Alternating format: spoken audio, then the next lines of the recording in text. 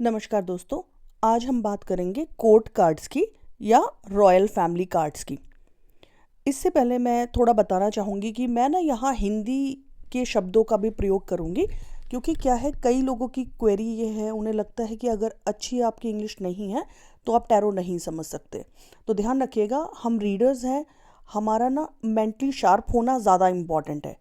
कि ये बिल्कुल इम्पॉर्टेंट नहीं है कि आपको इंग्लिश आएगी तभी आप टैरो कर सकते हैं, लेकिन हाँ, उनको ईजी रहे इसके लिए मैं दोनों में एक्सप्लेन करने की कोशिश करूँगी। क्योंकि बीइंग अ रीडर आपके सामने ना कार्ड्स आएंगे, आपका क्लाइंट नहीं देखते, जनरली कार्ड वो नहीं देखते, उन्हें सिर्फ प्रिडिक्शन चाहिए होता है।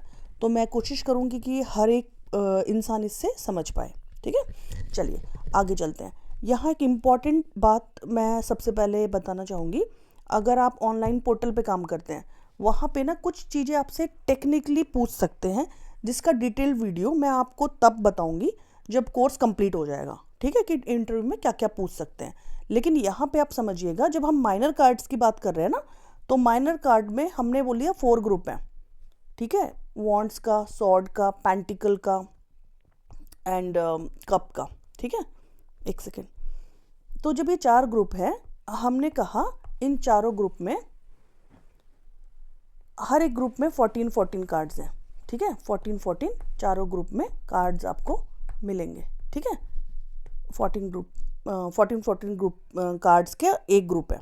ठीक है, अब जब ये एक ग्रुप 14 कार्ड्स का हुआ ना, तो इसमें हमने बोला कि जो 1 से लेकर 10 तक है, पहले वीडियो में मैं बता चुकी हूँ कि वन नंबर का कार्ड एस के नाम से जाना जाएगा। ठीक है, तो उसके बाद लेकिन नाम क्या है उसका, एस से लेकर 10 नंबर तक के जो कार्ड है उनका नाम है पिप कार्ड। पिप कार्ड्स इनका नाम रहेगा। ठीक है, और उसके बाद जो कार्ड 11 से 14 तक रहेंगे ना, वो है कोड कार्ड्स, जो हम आज पढ़ने जा रहे हैं। ठीक है, इतना अंडरस्टैंड करिएगा, क्योंकि शायद आपसे इंटरव्यू में पूछ लिया जाए कि जो माइनर कार्ड में 1 से 10 है उनका क्या नाम है, तो आपको पता होना चाहिए वो पिप कार्ड्स हैं। ठीक है, PIP कार्ड्स। और जो 11 से 14 है वो क्या है, रॉयल फैमिली कार्ड्स या कोर्ट कार्ड्स। All right. देखिए दोस्तों, मैं अपनी तरफ से ना काफ़ी इजीली चीज़ें कराने की कोशिश कर रही हूँ, लेकिन तब भी अगर आपको कोई डाउट होता है ना, तो आप वीडियो को दोबारा देख सकते हैं, या पीछे वाले जो पहले के वीडियोस हैं उनको भी देख सकते हैं, अगर आप कनेक्ट नहीं कर पा रहे। क्योंकि अगर मैं complete major minor code card कराती ना, तो शायद आपको थोड़ा और मुश्किल हो जाता, इसलिए मैंने इसको पार्ट्स में बनाया है। तो आज हम समझेंगे यहाँ पे कोड कार्ड्स और रॉयल फैमिली कार्ड्स। तो हमें समझ में आ गया, इसमें कार्ड ये माइनर कार्ड्स के अंदर है, तो हर एक ग्रुप में ये कोड कार्ड आपको मिलेंगे। ठीक है, हर एक ग्रुप में मिलेंगे आपको। कौन कौन से कार्ड रहेंगे ये, 1 to 10।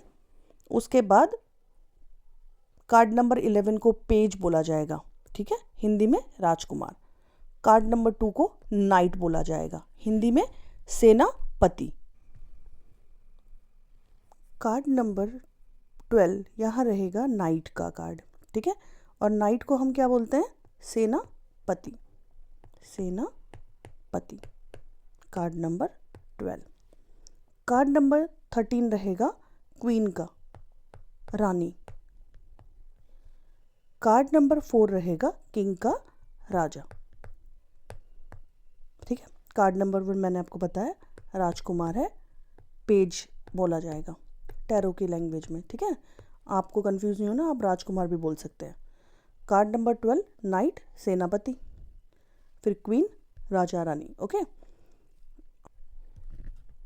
अब हमें ना इतना समझ में आ चुका है कि ये जो कार्ड्स है ना, ये आपको चारों सूट्स में मिलेंगे। मतलब कि जो हमने मेजर कार्ड्स के 56 कार्ड थे ना मेजर, उनके 4 ग्रुप बनाए थे, हर एक ग्रुप में 14 कार्ड्स थे। तो उसके जो लास्ट वाले है ना, लास्ट वाले 11 से 14 नंबर तक के कार्ड्स हैं, वो सब ना इन्हीं नामों से मिलेंगे आप। हाँ, अब देखिए यहाँ पे क्या है, ये पेज ऑफ पेंटिकल है। देखिए ध्यान से देखिए, ये है पेज ऑफ पेंटिकल। तो मतलब राजकुमार है पेंटिकल का, पेंटिकल बताया था ना जिसमें स्टार बने होंगे, उसका पेंटिकल 11 नंबर का कार्ड है, क्योंकि पेज लिखा है। और मैंने अभी आपको बताया कि पेज राजकुमार है, तो 11 नंबर का कार्ड पेंटिकल में ये है, ठीक है। अब ये सॉर्ड का, देखिए तलवार पकड़ी हुई है, तो उसका 11 नंबर का कार्ड ये रहेगा।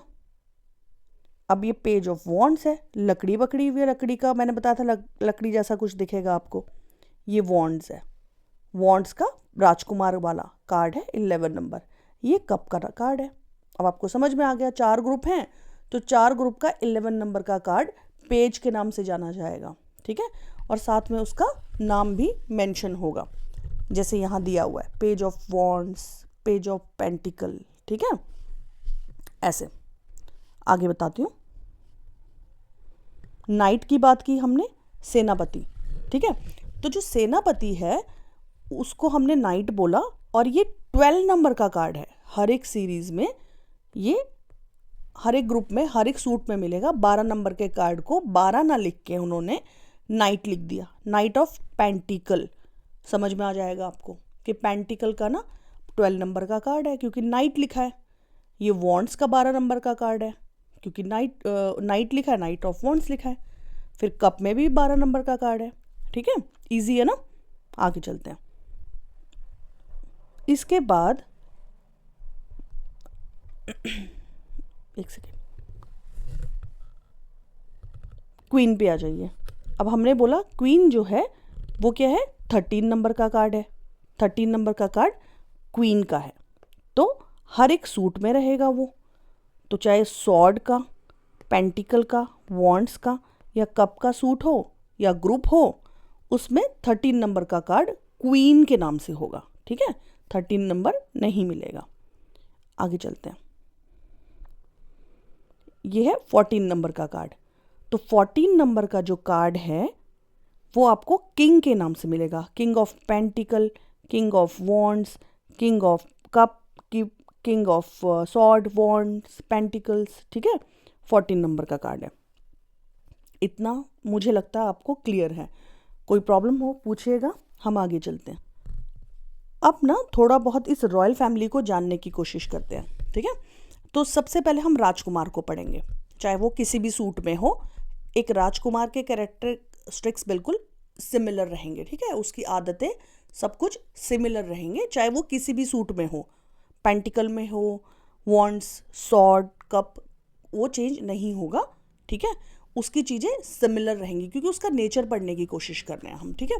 तो एक तो कॉमन चीज़ इन जो चारों में रहेंगी, पेज, नाइट, क्वीन और किंग, चारों में रहेंगी, वो क्या रहेगी कि रॉयल फैमिली से बिलोंग करते हैं। तो कुछ सिमिलर चीज़ें वो क्या हो सकती है, सिमिलर चीज़ें क्या होंगी उसको समझिए पहले। सिमिलर क्या होगा, पैसा है इनके पास क्योंकि रॉयल फैमिली से बिलोंग करते हैं। दूसरा लग्जरीज है, स्टेबिलिटी रहेगी और स्टेटस रहेगा, ठीक है। तो ये तो इन ऐसी चीज़ें हैं जो इनमें कॉमन है, परंतु अब हम देखेंगे कि इनमें इंडिविजुअली क्या क्या डिफरेंसेस हैं, ठीक है। तो सबसे पहले हम पढ़ेंगे पेज को जिसको हमने बोला राजकुमार बोला जाता है, ठीक है। तो ये पेज है जो कि राजकुमार है 11 नंबर का। ये इमेच्योर है, इररिस्पेक्टिव है, ठीक है। सबसे पहले हम पढ़ेंगे पेज को। तो ये 11 नंबर है और ये इमेच्योर है, इररिस्पॉन्सिबल है, डिसीजन मेकिंग नहीं आती इसे, ठीक है, क्योंकि ये राजकुमार है, छोटा है अभी।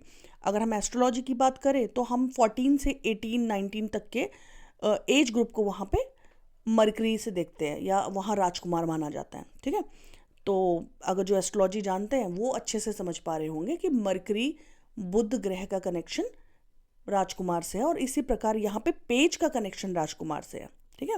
तो इमेच्योर है, रिस्पॉन्सिबिलिटी लेना पसंद नहीं करते, डिसीजन मेकिंग इनकी बहुत अच्छी नहीं होते, नहीं ले पाते, और फ्रीडम लविंग होते हैं, है ना। घूमना फिरना चाहिए, एनर्जेटिक तो है ही क्योंकि यंग है ना।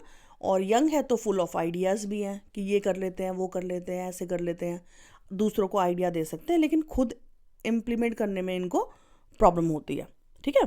तो इतना हमने समझ लिया पेज के बारे में, ठीक है। आगे चलते हैं।